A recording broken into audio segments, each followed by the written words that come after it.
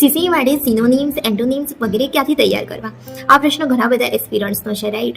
તો હું તમને જણાવી દઉં કે એના માટે આપણે જે પીવાયક્યુઝની ટેસ્ટ સિરીઝ બનાવી છે, એમાં સિનોનિમ્સ, એન્ટોનિમ્સ, વન વર્ડ સબસ્ટિટ્યુશન્સ આ બધાના દરેક પ્રશ્ન નીચે વધારાના 4 થી 5 રિલેટેડ શબ્દો લખ્યા છે.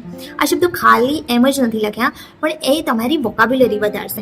તમને વધારે ને વધારે શબ્દનો અર્થ ખબર હશે, તો જ્યારે પેપરમાં કોઈ એવો શબ્દ પૂછાય કે જેનો તમારે સમાનાર્થી વિરુદ્ધાર્થી શબ્દ લખવો છે, તો એ તમને ઓલરેડી ખબર હશે.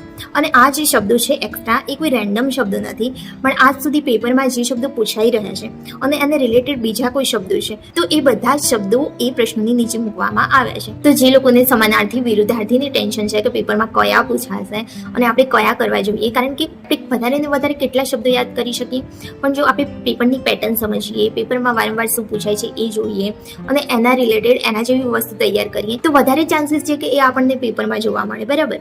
તો તમારે એ ટેસ્ટ સિરીઝમાંથી એટલા શબ્દોનો અર્થ તો પાકું કરી જ લેવાનું છે. બીજી વસ્તુ કે જે ગ્રામરના ક્વેશ્ચન્સ છે, વર્બ્સ, એડવર્બ્સ, નાઉન, ટેન્સીસ, એડજેક્ટિવ્સ, આ બધું, તો એ પ્રશ્નોના નીચે પણ ગ્રામરના રૂલ્સ સમજાવેલા છે કે જવાબ કઈ રીતે આવે, બરાબર? તો તમે ખાલી એ ટેસ્ટ સિરીઝ, પીવાયક્યુઝની ટેસ્ટ સિરીઝ કરશો તો પણ તમને બહુ બધો ફાયદો થશે અને તમે પેપરમાં જવાબો લખવા સક્ષમ હશો, બરાબર? તો ડુ ડાઉનલોડ ધી એપ અને એમાં એ ટેસ્ટ સિરીઝને જરૂરથી એકવાર આપી જુઓ.